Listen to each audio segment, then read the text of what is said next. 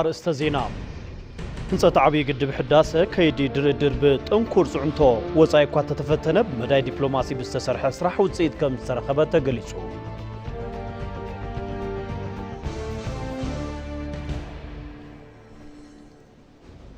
أب كتما دي ساباز تجمرو بروجيكت سراحة المعات مقدي أب حتصير اوان مززام أب زخل ودعو كنتات كم زركب كنتبادا نجابي بيقليسان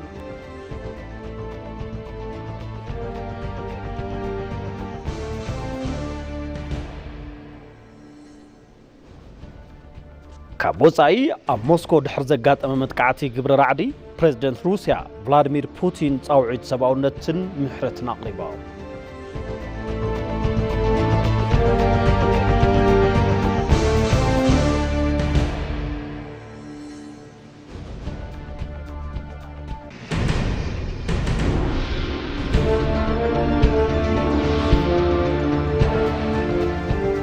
عزو السلام تنا تقبلوا كبرات تقتاتلتي نزعات زتدالو زيناتات حزنا لكم قريبنا لنا من زيناتات قيتات شوالهم ساخم كتصنحي سنة مكتال نكوخنا لكم تمني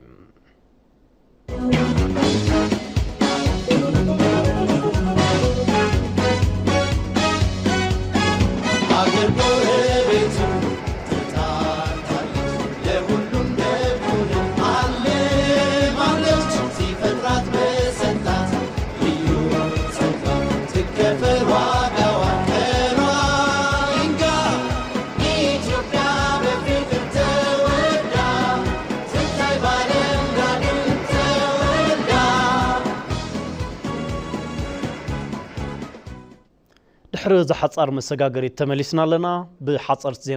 زيناتنا نجمر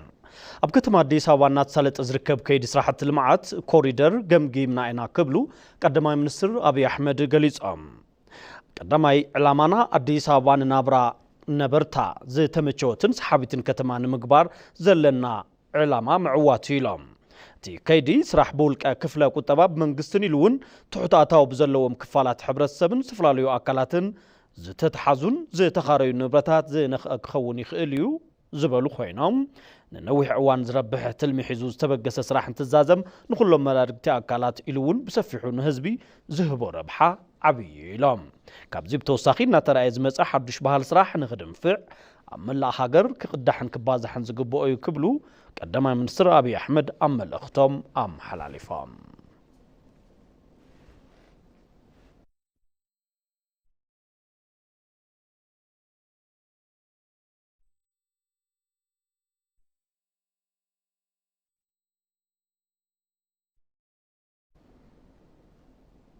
منستر ديتا منستر قدات وصائي أمباسادر مسغان وارغا بكلتاو ركبن واناو قداتن مسحقازي منستر غونسن سراحة مرقان منستر قدات وصائي أمريكا إن وي كوكسي تزاتيوم أمباسادر مسغان وابزتوم ركب كلتين هاقراتن قطباو متحببارن مسفح كلتاو ركب مقمقام زلو وربحا عمل كيتوم من قصي إثيوبيا حبراو مرددا بزتمال أملكو تكباراو نمقبارن أب كل التقراي مسارة المعاتات مليسكان مهناتن سراحة تداغ مهنس اتقاهدي نمقبارن زلو قورات نتقليسوم بغونس زتوقودو زيغاتات نمحقازن نمتياشن من قصي دليت كم زلوون توم منستر ديتا بمحبار سلام نمحلاو نلزب قدميت مهاب وسانيو مبالوم حبريتا منستر قداتو صاي أملاقيتلوم حقازي منستر ان وي كوكسي بقدوم أمريكا مسي إثيوبيا زلوا قطبا ويركب نمسفح واقع كمتهب قليصام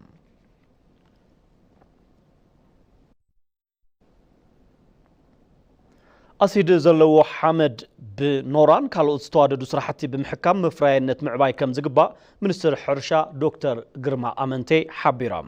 أسيد زلو حمد بنورا بمحكام مفراينت نمعباي أب قمت زيتو سنسرعات مجمري مرها قبريت عنا حمد نهلو نهاقر بزبل مري حساب تساليتو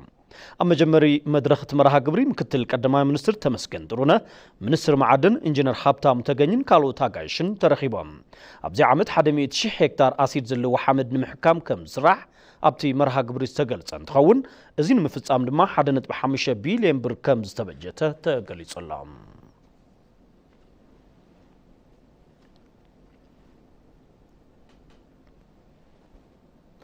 مقلقلي تكيت أوتوبسات شقرن አንበሳን ካብ ጽባሕ ጀሚሩ ከም ዝቕየር ተገሊጹ መገልገሊ ትኬት አውቶቡሳት ከተማ ሸገርና አንበሳን ካብ ጽባሕ ጀሚሩ ዝቕየር ምዃኑ ትካል ግልጋሎት ከተማ አውቶቡስ አዲስ አበባ ፍሊጡ ግልጋሎት ትራንስፖርት ሕብረተሰብ ብምስላጥ ነቲ አሰራርሓን ምቅልጣፍን ተበጻሕነቱን ምስፋሕን ዘኽእሉ ስራሕቲ ይውገኑ ምህላዎም ተገሊጹሎም ነዚ ድማ ትኬታት ምቕያር አገዳሲ ምዃኑ ድሕሪ ምጥቃስ ቢሮ መጓዓዝያታ ከተማ ብኪሎሜትሮ ብዘውፅኦ ታሪፍ መጓዓዝያ መሰረት ተግባራዊ ዝግበር ምዃኑ ጠቒሱሎም ብምዃኑ ድማ ተን አውቶቡሳት ቅድሚ ሕዚ ጥቀማሉ ዝነበራ ትኬት ብበዓል 5 10 15 20 ببعل 25 ብር ክቕየር እዩ ተባሂሉሎ بمسرت زي كاب 10 شعاتي كاتيت 2016 عام تمرد جميرو زي تغير حدوش تكيت ملو بملو سراح كم زجمر تقليت سلام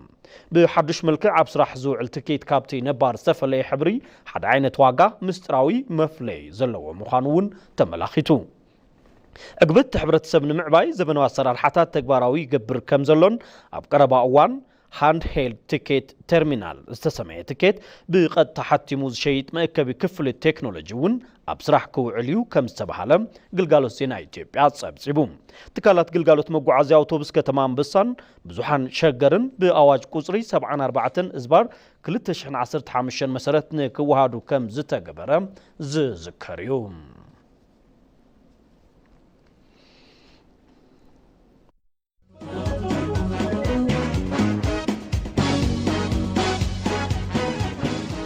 የህዳሴ ጉዟችን መሐንዲሶች እኛው ግንበኞችና ሰራተኞች እኛው የፋይናንስ ምንጮችና አስተባባሪዎች እኛው በአጠቃላይ የህዳሴ ጉዟችን ባለቤቶች እኛው መሆናችንን የሚያሳይ የባለቤትነት ማረጋገጫ ካርታችን ነው።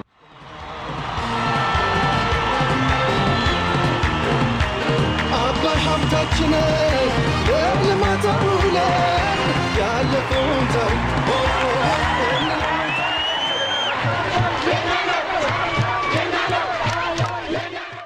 ግድቡ ሲጀመር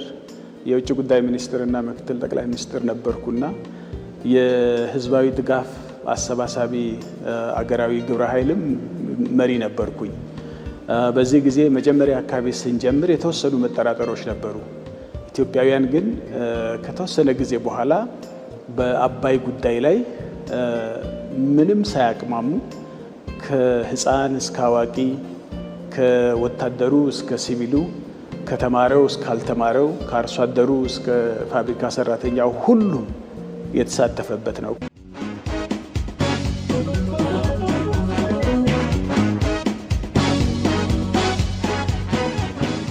የመጀመሪያው 6-7-8 ወራት የኛ ስራ የነበረው ችግሩ ምንድነው?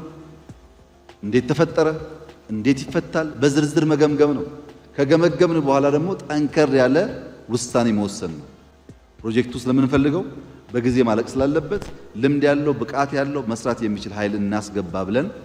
አጠቃላይ የአመራር ለውጥ በቦርድ በመብራት ኃይሉ በፕሮጀክቱ በብዙ መንገድ የአመራርና የኮንትራት ለውጦች አካሂደናል።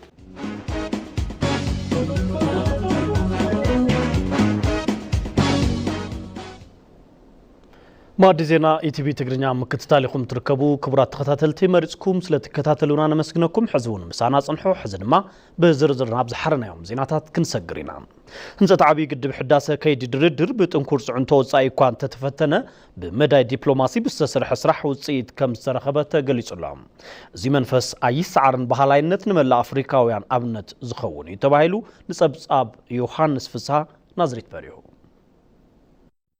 ቅድሚ 13 ዓመታት ታሪክ ስራሕ ትእዳው ናይ ኣቦታቱ መንፈስ ይከኣልዩ ብምስናቕ ካብ ኣርዑት ድኽነት ንምንጋፍን ሓደ ፕሮጀክት ጀመሩ እዚ ፕሮጀክት እንትጅመር ሓደ ስራሕ ልምዓት ከምጅማር ይነበረን ኢትዮጵያውያን ካብ ጥንቲ ክሳብ ሎሚ ንዕቤትን ህልውናን ሃገር ንድሕሪት ኢሎም ከም ዘይፈልጡ ንመላእ ዓለም መልእኽቲ ዘመሓላለፍሉ እዩ ነይሩ እዚ ዓብዪ ብሔራዊ ፕሮጀክት መጻኢ ዕቤትን ብሩህ ተስፋን ኢትዮጵያ ዘብስር ዓብዪ ግድብ ህዳሴ ኢትዮጵያ ፕሮጀክት ልምዓት እዩ እዚ ፕሮጀክት ኣብ መንጎ ካብ ውሽጥን ወጻእን ኣጋጢሞምዎ ብዝነበሩ ጸገማት ተፈቲኑ ነይሩ እዩ ቀደም ብሎ በአፍሪካ ህብረት ማዕቀፍ ስር ቅድም ኢሉ ኣብ ትሕቲ ማዕቀፍ ሕብረት ኣፍሪካ ቅድሚኡ ዝነበሩ ጉዳያት እውን ነይሮም እዮም ብቐጥታ ተራኺብና ንደራደረሉ ነይሩ اتكايدي ناب أمريكا زتخايدلو بجبصاويانن سوداناويانن سيكوريتي كونسل زوسودو كيدي نيريو دحرم ملاس عم تحت حبرة أفريقيا كخون تغيرو عبدبو أفريقيا ون ببريزيدنت تهاجر ببيرو أفريقيا بيلو الناتزاتنا نيرنعينا يخون امبر እዚ ግድብ ንኸይውድእዎ ዘይጀመርዎ ኢትዮጵያውያን ብዙም ፈተናታት ከይተዓገቱ ቀፂሎም እዮም በዋናነት ካብ ዝተፈላለዩ ሃገራት ዝመጽእ ጽዕንቶ ጥበብ ብዝተመልኦ ዲፕሎማሲያዊ መንገዲ ብምርድዳ ዓበይቲ ዓወታት ተመዝጊቦም እዮም የውሃ ዲፕሎማሲ በውጭ ግንኙነታችን አጀንዳ ዲፕሎማሲ ማይ አብ ዛዕባ ርክባት ወጻኢ ቀንዲ ጉዳይ እዩ እዚ ብምስራሕና ዝረኸብናዮ ዓወት ዲፕሎማሲ እዩ ድርድር ጥራሕ ዘይኮነስ ስራሕኻ ብምርኣይ ዝረኸብናዮ ስለ ዝኾነ ሕዚ እውን ናይ ካልኦት ረብሓ ኣብ ግምት ብዘእተው መልክዑ ንቕጽል እዩ ዝኸውን ኢትዮጵያ ዓብዪ ግድብ ህዳሴ ኢትዮጵያ ብዝምልከት ዝበፅሓ ጽዕንቶን ተፃዊራ ዝሓለፈትሉ ጥበብ ዲፕሎማሲን ከም ሃገር ብዙሕ ትምህርቲ ዝተወሰደሉ ነይሩ የመቻላችን ሚስጥር ለሌሎች የአፍሪካውያኖች ናይ ምኻልና ሚስጥር ንኻልኦት አፍሪካውያን ኣሕዋትና ጽዕንቶ ተፃዊርካ ናይ ዓርስኻ ሃፍቲ ምልማዕ ምኽኣልና ንብዙሕ ነገር ኣብነት ዝኸውን እዩ ኢትዮጵያ ኣብ ጉዳይ ማይ ኣባይ ትማሊ ሎምን ጽባሕን ሓበራዊ ተረባሕነት ማእኸል ብዝገበረ መልክዑ ነቲ ማይ በፍትሓዊ ናይ ምጥቃም ጉዳይ ዘይነቓነቕ ቅዋማ እዩ ኮኦፕሬቲቭ ፍሬምወርክ አግሪመንት ጸዲቑ ሃገራት ብሓባር ዝለምዓሉ ዝርባሓሉ ስምምዓት ክጸድቁ ኣለዎም ኢልና ብሩንዲ ናይዚ ስምምዕነት ኣካል ኮይና ምጽዳቃን ምጽምባራን ዓብዪ ዓወት እዩ እዚ ተጠናኺሩ እንትቕጽል 6 ሃገራት ብምሉእ ኣጽዲቐን ፈረምቲ ኮይነን ናብ ሕብረት ኣፍሪካ እንትጽምበራ ኮሚሽን ናይል ቤዚክ ይጣየሽ ማለት እዩ እንትጣየሽ ኩለን ሃገራት በብዓቕመን ማይ ናይል ንሓበራዊ ተረባሕነት ንዕቤት ቁጠባ ህዝብታት ምልማዕ ዝኽእላሉ ስራሕ ክስራሕ እዩ ኢልና ንኣምን ህንፀት ዓብዪ ግድብ ህዳሴ ብብዙሕ ውረድ ደይብ ንዝሓለፉ 13 ዓመታት ተጓዒዙ ኣብ ናይ መወዳእታ ምዕራፍ ህንፀቱ በፂሑ ይርከብ ኣብ ዙርያ ዋህባ መገዲ ኣየር ኢትዮጵያ ዝለዓሉ ጥርዓናት ኣብ ውሽጢ ሓፂር ግዜ ብምፍታሕ ዘይምዕሩይ ኣሰራርሓታት ንምግታእ ተዋዲዶም ከም ዝሰርሑ ኣካላት ብፅሒት መገዲ ኣየር ገሊፆም ጥላሁን ካሳን ዘዋደዶ ጸብጻብ በሪሁ ብርሃነ ሰንደቅ ዕላማ እናንበልበለ ናብ ዝተፈላለዩ ሃገራት እናተጓዓዘ ሃገራዊ ቁጠባ ዘነቃቅሕን ምስሊ ሃገር ዘላለን መንገዲ ኣየር ኢትዮጵያ በብእዋኑ ሽሙ እናበረኸ ዝመፀ ትካል እዩ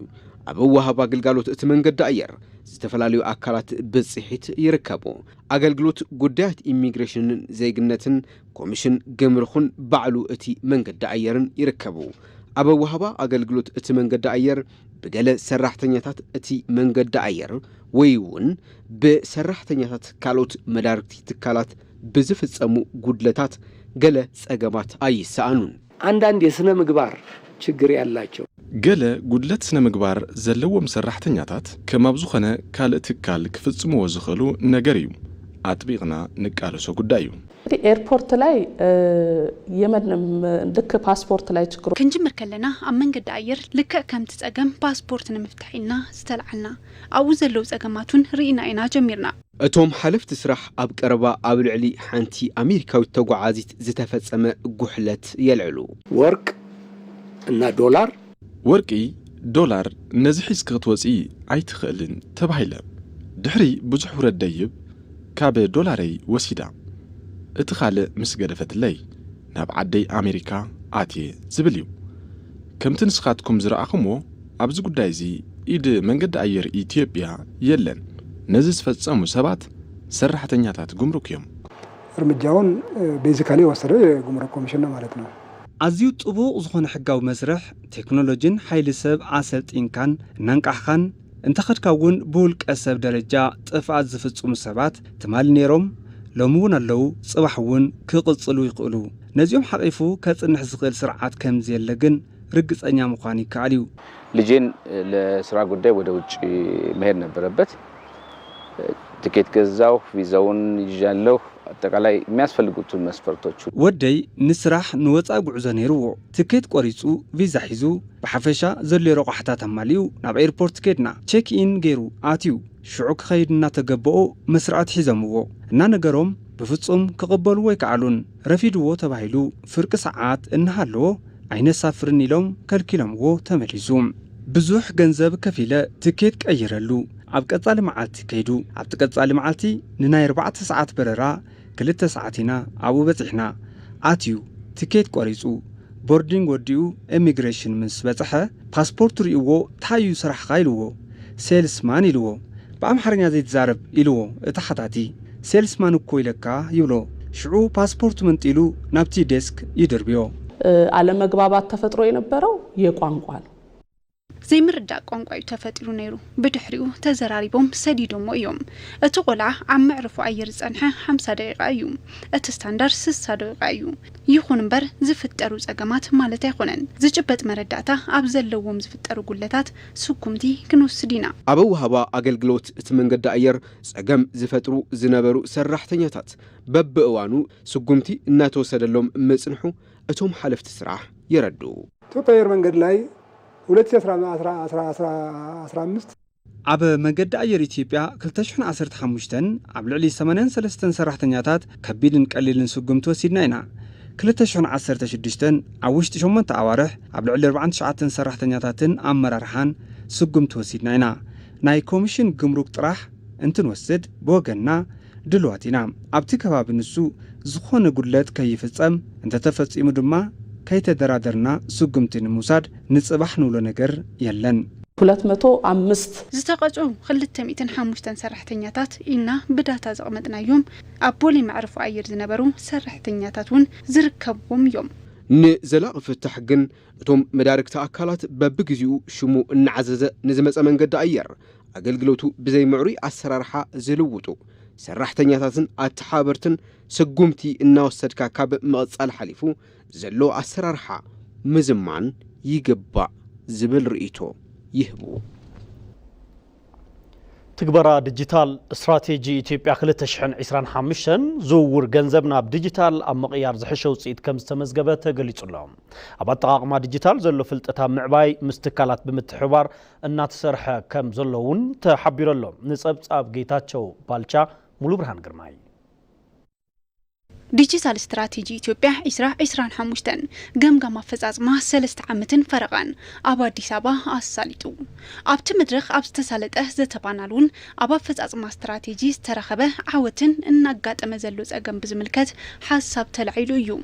ዝውውር ጥረ ገንዘብ ናብ ዲጂታል ምቕያር ዝተረኸበ ውፅኢት ኣብ ትግበራ ዲጂታል ስትራቴጂ ካብ ዝተመዝገቡ ውፅኢታት እቲ ዋናን ዝዓበየ ከም ዝኾነ ተላዒሉ እዩ ባለፉት 5 ዓመታት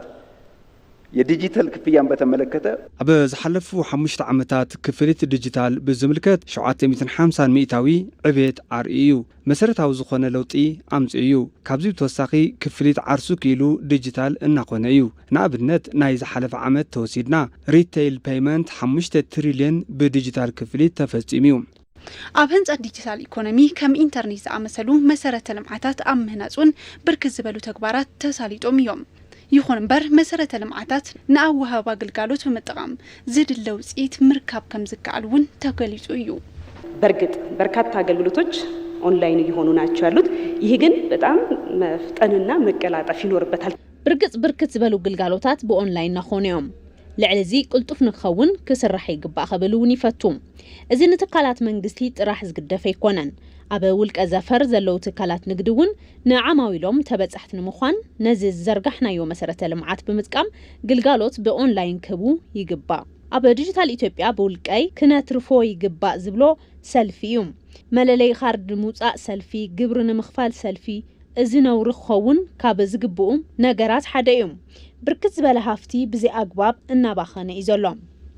ኣካል ትግበራ ዲጂታል ስትራቴጂ ኣብ ዝኾነ አርቲፊሻል ኢንተለጀንስ ውን ውፅኢታዊ ስራሕ እናተሰርሐ ምዃኑ ተገሊጹ እዩ አርቲፊሻል ኢንተለጀንስ እንደ ተቋም በርካታ ስራዎችን ነው ከተቋቋም እየሰራን ያለነው አርቲፊሻል ኢንተለጀንስ ከም ትካል ብርክት ዝበለ ስራሕቲ እናሰርሐ ዝርከብ ብፍላይ ምስ ሓፈሻዊ ቤት ፍርዲ ንተረባሕቲ ኣብ ምብጻሕ ኦንላይን ግልጋሎት ኣብ ምሃብ ብርክት ዝበሉ ስራሕቲ ሰሪሕና ኢና እቲ ካልእ ኣብ ዘፈር ጥዕና እናሰርሕና ዘለና ስራሕ ኣሎ ኣብቲ ዘፈር ከም ፈተና ዝለዓል ምጥቃዕቲ ሳይበር ንምክልኻሉን ብርክት ዝበሉ ስራሕቲ እናተሰርሑ ከም ዘለው ተገሊጹ እዩ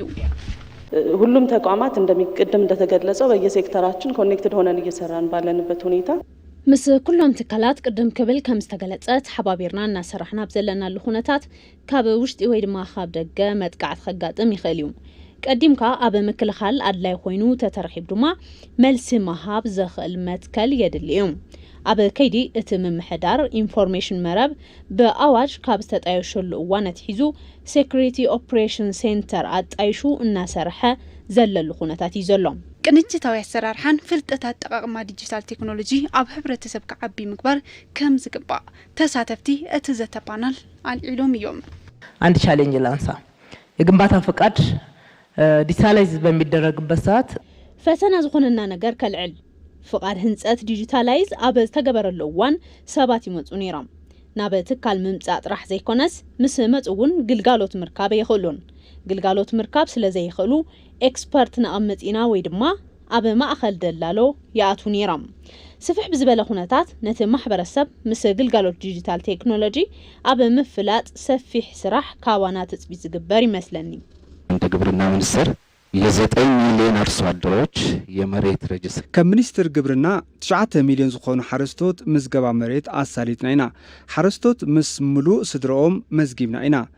ምስ ናሽናል አይዲ እናሰራሕና ኢና ጽባሕ ዘፈርጥዕና ምስ ሓረስቶት ምስራሕ ክደሊ ይኸውን እዩ ካልኦት ትካላት እውን ከምኡ ነዚ ዳታ ናይ ምጥቃምን ናይ ምክፍፋልን ስራሕ ተሓባቢርና ተዘይሰርሕና ሕድሕድ ንውልቅኡ ዘሎ መረዳእታ ዝሕዞ እንተኾይኑ ጸገመ ይኸውንን ስለዚ ከምዚኣቶም ንዝኣመሳሰሉ መረዳእታታት ብሓባር ምጥቃም ዝኽእል ኣሰራርሓ ተዝዝርጋሕ ጽቡቕ እዩ ዝኸውን ኣብዚ ሒዝናዮ ዘለና ዘመን ዲጂታል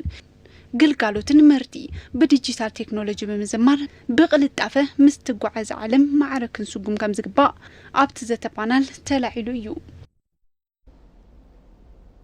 ኣብ ከተማ አዲስ አበባ ዝተጀመሩ ፕሮጀክት ስራሕቲ ልምዓት መገዲ ኣብ ሓፂር እዋን ምዝዛም ኣብ ዘኽእሉ ዳዓው ኩነታት ከም ዝርከብ ከንቲባ አዳነች አቤቤ ገሊፀን ርዕሳነ ምሕዳር ክልላት ሚኒስትራትን ላዕለዎት ሓለፍቲ ስራሕ ናብቲ ዝስራሕ ዘሎ ልምዓት መገዲ ዑደት ኣሳሊጦም ንጸብጻብ ዮሐንስ ፍስሐ አብርሃም ፍስሐ ከተማ አዲስ አበባ ደረጃ ዝሓለወትን ንነበርታ ምቹውትን ምግባርን ዝተጀመሩ ስራሕቲ ልምዓት ኮሪደር መንገዲ ተጠናኺሩ ቀፂሉሎም ነቲ ምንቅስቃስ ስራሕቲ ልምዓት መንገዲ ርዕሳነ ምሕዳራት ክልላት ሚኒስትራትን ዝተፈላለዩ ሓለፍቲ ስራሕ መንግስትን ተዘዋዊሮም ተዓዚቦም ኣብ እዋን እቲ ዑደት መብርሂ ዝሃባ ከንቲባ አዳነች አቤቤ እቶም ስራሕቲ ልምዓት ኮሪደር ነታ ከተማ ዝምጥን መንገዲ መብራህቲ ሓምለዋይ ልምዓትን ካልኦት መሰረተ ልምዓትን ዘካተቱ እዮም ኢለን ኣብ ቀረባ እዋን ዝተጀመረት ልምዓት ኮሪደር ኣብ ዝቕጽሉ ክልተ ኣዋርሕ ንመንገዲ እግረኛታት ሓዊሱ ነቲ መንገዲ ስዒቦም ዝስርሑ ስራሕቲ ሓምለዋይ ኣሰርን ምንጻፍ ኣስፋልትን ንምዝዛም እናተሰርሐ ምዃኑ ተዛሪበን መንገዲ የማስፋት የድሬኔጅ የስዌሬጅ መንገዲ ናይ ምስፋሕ ስራሕቲ ድሬኔጅ እስዌጅ ምውጋንን መስመራት ኤሌክትሪክን ቴሌኮምን ናብ ውሽጢ መሬት ምቕባር ተዛዚሙ እዩ بحفشة أتحزت رئيو زلخم قعدت مريت قلنا قلني أن سرحو زلنا أيو بومباتات كل عينة قلقالو تكبو بزاق المنقدي أب تحت مريت قابلنا إنام أبزت رئيو زلخم حبرة سب بأقرنا تقو عزة زقو عزلوك خونن مسوح زروباتات كتعام تغيرو أيو اتي ديزاين تسرحو بحفشة لوتو عوشت أحد ورحي كتريو ويخم منقد بزملكات عوشت قل التوارح كنزازمو إنا نحسب እቲ ልምዓት ኮሪደር ሰብተኮሪዩ ዝበላ ከንቲባ አዳነች አቤቤ እቲ ልምዓት ልዕሊ ኩሉ ንነባሪት ከባቢ ተጠቃሚ ዝገብር ይለን ኣብ ከባቢ ፒያሳ ኣብ ንግዲ ተዋፊሮም ዝነበሩ ተላዓልቲ ልምዓት እቲ ምምሕዳር ከተማ አማራጭ ዕድል ምልማዕ ምቕራብ እውን አብሪሄን አንዶቹ አድዋ ላይ የገቡ አሉ ሌሎቹ ደግሞ መስሪያ ቦታ የመረጡ አሉ ገለገሊዮም ኣብ ሙዚየም ዓድዋ ዝኣትዉ ኣለዉ ገሊኦም ድማ መስርሒ ቦታ ዝመረጹ ኣለዉ መሊሰ ከልምዕ ይኽእል እየ ንዝበለ ወልቀ ሰብ ትሕዝቶ መሬት ዘለዎ መሊሱ ባዕሉ ንኸልምዕ ሂብናዩ ኢና ግን እንተልምዕ ከም መጠን መንግስቲ ነቲ ዝወፀ ፕላን ዝምጥን ልምዓት እዩ ከልምዕ ዝኽእል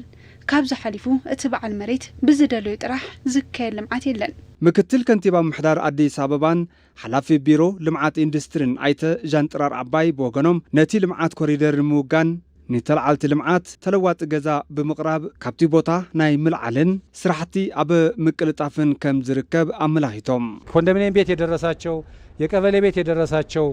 ኮንዶሚኒየም ዝበጽሖም ናይ ቀበሌ ገዛ ዝበጽሖም ምስልታ ከተማ ሓቢርና ክንቅይር ስለ ዝግባእ ኣብ ባይታ ዘይወረዱ ጉዳያት መሊስና እናጽረና ኢና ንርከብ። ስራሕቲ ልምዓት ኮሪደር መንገዲ ምስ ልምዓት ገማግም ሩባታት ብምትእስሳር እናተሰርሐ ምዃኑ ዝገለጹ እቶም ምክትል ከንቲባ ኣብ ከባቢ ግንፍሌ ዝውገን ስራሕቲ ልምዓት ምስ ሩባ ቀበና ናይ ምትእስሳር ስራሕቲ ናይዚ መርኣያ ምዃኑ ተዛሪቦም እንደምታዩት እዚህ ግንፍሌ አካባቢ እየደረስን ነው ያለነው። ከም ትሪእዎ ዘለኹም ሕዚ ኣብ ከባቢ ግንፍሌ እናበጻሕና ንርከብ። ኣብ የማንን ጸገምን ግንፍሌ ኣብ ቀጻሊ ፓርክ ክኸውን ዝግብኦም ዲዛይን ተሰሪሖም እዮም። ብፍላይ ናብ መገናኛ ኣብ ዝወስድ መንገዲ ዝርከቡ ሩባታት ብየማንን ጸጋምን ንምልማዕ ዘኽእል ዲዛይን እናዳለና ንርከብ። ኣብ ከተማ አዲስ አበባ ዝተጀመረ ስራሕቲ ልምዓት ኮሪደር መንገዲ ሕዚ ዘለሉ ኩነታት እቲ ፕሮጀክት ኣብ ሓጺር እዋን ንምዝዛም ዘኽእል ምዃኑ ተገሊጹ።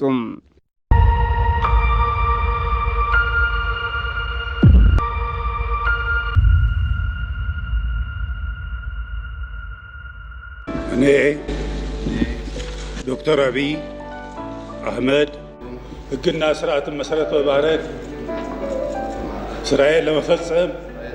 ቃል እገባለሁ።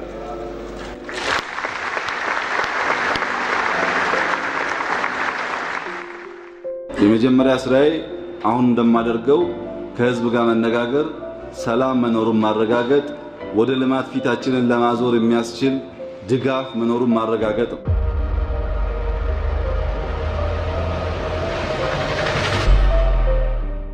አሁን አጀንዳችን ሰላም ሰላም ሰላም ነው። የዚህን ክልል ህዝብ እኛ የምናስበው ጀርባችን የሚጠብቅ ድንበራችን የሚጠብቅ ለራሱ ሳይኖረው ሳይተርፈው ለማዕከላዊ መንግስት እያካፈለ ከህዝቦቹ ጋር የሚኖር ሀገሩን የሚወድ ባንዲራውን የሚወድ ህገ መንግስቱን የሚወድ ህዝብ እንደሆነ ነው የምናውቀው። ክቡራት ተጋደልቲን ስድራ ስዋዕትን ዝተከበርኩም ነበርቲ ከተማ መቀለ የትግራይ እናቶች እንደ ልጃቸው አቅፈው ቡና ከሰጡኝ በኋላ ቀምሼ ጦም ቡን ካላልኩ እንኳ በምዕራብ ደግሞ እያፈሉ በሚያስደንቅ ፍቅር ቋንቋቸውን፣ ባህላቸውን፣ ማንነታቸውን አስተማሩኝ። የእናንተ ክብር ፍቅራችሁ ብቻ ነው። እልህ አያስፈልግ፣ በወሬ መበሳጨት አያስፈልግም። እንደ ድሯችሁ ፍቅር ከሰጣችሁ እንኳን ኢትዮጵያዊ ማንም በእናንተ ማንነት ሊማረክ ይችላል። እኔ አውቀዋለሁ እሱ።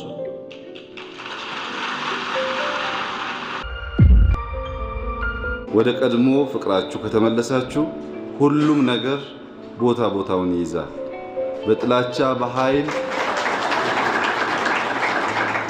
በጥላቻ በኃይል መንፈስ ነገር ማየት አይጠቅምም። እኛም አካባቢ እኔም ባለሁበት እንዲሁ ችግር አለ። ብዙ አባቶች እንዳሉት መቀራረብ ያስፈልገናል፣ መነጋገር ያስፈልገናል፣ ይቅር መባባል ያስፈልገናል። በማያስፈልጉ ጉዳዮች ስንካረር ስንጣላ መዋል መተው አለብን። ኢትዮጵያን ተቆጣ አጅርቲ ብይሱን ሰሙ ጉዳ ቀብዲ ቀበኛ ቀብዲ ረኮሽ ተኩማላ ተቆታናን አመለ ዝሬፈተኒ ወሊን ደወየ ከንጀል አዱኛው እንደተበራጅር ተኩማን ገኝ ሙርቴሳ ለመፋ ጂብ ኦፍ ኬሳት ይበለሱ ወደ እናንተ የመጣ ትግራይ፣ ወደ እናንተ የመጣ ኦሮሞ፣ ወደ እናንተ የመጣ አማራ ቢያንስ ወገኖቼ ናቸው ይቀበሉኛል ብሎ አምኗችሁ መጥቷል ማለት ነው።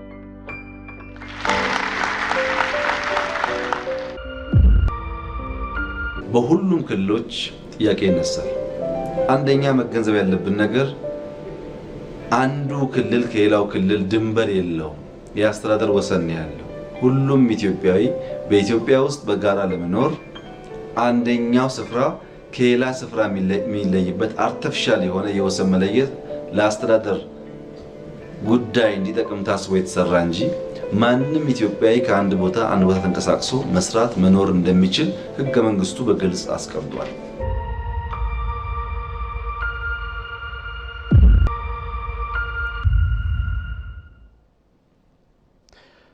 ناب زينا عداقان تنحلف أفريتي اندستريتات زقاطم ومحلقاتات نمفتاح مس ملكتهم أكلات بموداد كم سراح منستر اندستري ايتا ملاكوال لبل قليصام توم منستر كيدي مفراي تاشكر كرتي سافار زركو بركي تعذبهم أبوان تعودت مس مفراي كيدي تتحاحيزو مبزحتيهم ميكانيكال سراحتي كم سسرحو تقليصهم أبصرفو وانات تفريات سريتن درجان بزحلو ملكعو مززام زخ السراحنات سرحي ركب مبالهم اون كابتي منستر زرخبنا يحبريتا أرديلهم أفريتي اندستريتات زقات أمو محلقاتات مفتاح دمام استملكتو مأكلات بموداد كم زسراحتهم منستر رقاقيزهم أفريت وشت عدين من برد عن فريات وشت هاجر قدميت نمهابن بستقمت أنفت مسرت أب عودي أوتوموتيف سافاري تشكر كرتين مفراي تخرج تباهيو نات سرحي ركب تباهي للهم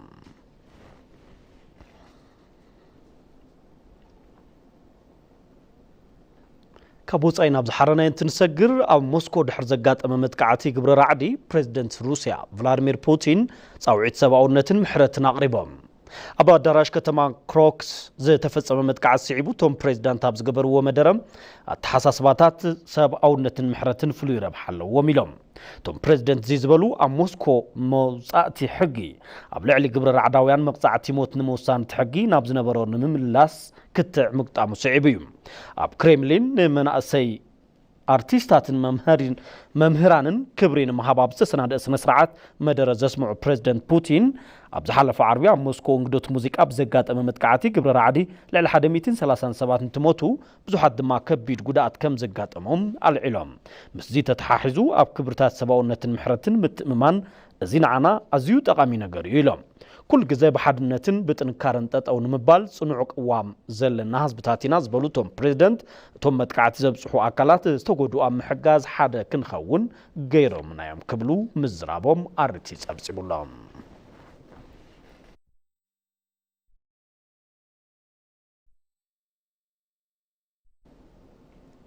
كبرات خطاتلتي زيناتاتنا قدمين زبزانا قنقنطاتنا كنزخاخركم هنصت عبي قدب حداسه كي دردر بتنكور صعنتو وصاي كوا تتفتنه بمدى دبلوماسي بستسرح سرح وصيت كم ترخبات تقلصنا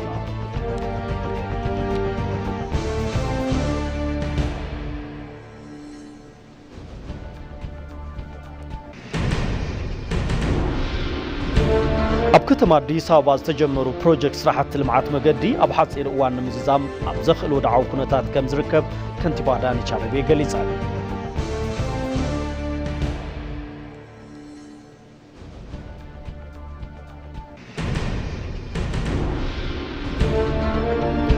موسكو دحر زقات أمامت كعتي قبر رعدي بريزيدنت روسيا فلاديمير بوتين تعويتن سبعونة محرتنا قريبا